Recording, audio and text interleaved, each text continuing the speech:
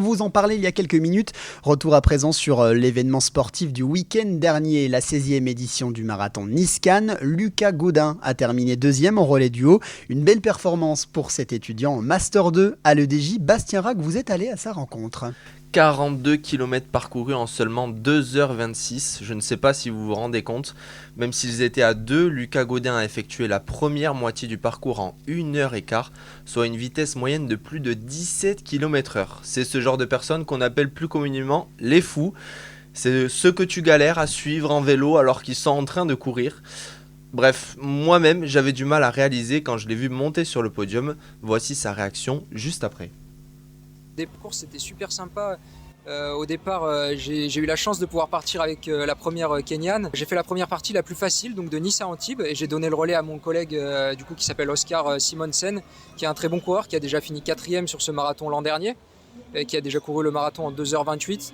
Donc je savais qu'en lui donnant le relais en 5e position, on avait de grandes chances de pouvoir finir sur le podium. C'est ce qui s'est passé, il a tout remonté, incroyable, et on finit deuxième, c'est juste génial. Bon, vous avez l'habitude de faire ce genre de course. On a vu les coureurs défiler, certains couper l'effort et complètement s'écrouler. Comment on se sent après un semi-marathon quand on a un peu plus l'habitude ? Alors ouais, c'est vrai qu'avec l'entraînement, le semi-marathon, normalement ça passe bien.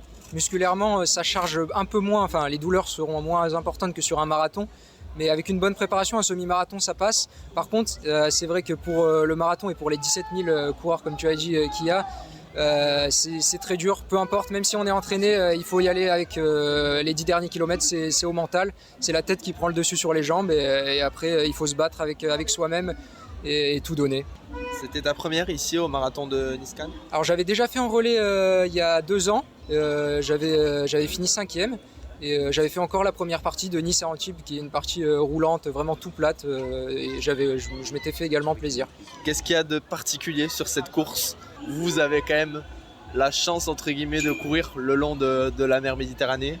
Alors ouais, c'est vrai que c'est quand même un gros plus. Sur les premiers kilomètres, quand on est encore facile, c'est juste un régal. On prend du plaisir, il fait beau. En plus aujourd'hui, les conditions elles sont parfaites. Par contre, après, quand ça devient un peu plus compliqué, c'est vrai que...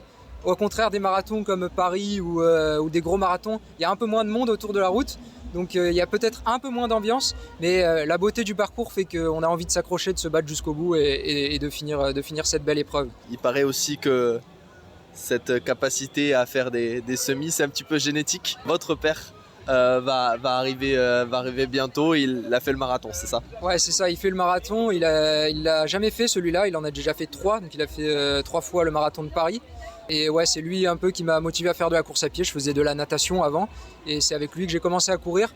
Donc je me suis pas encore lancé sur la distance reine, on va dire, du marathon.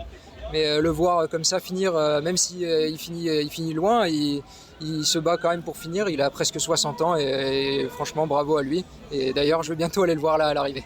Quand certains reprennent des affaires familiales, c'est un héritage sportif dont a hérité Lucas Gaudin. Il était au micro de Bastien Rack.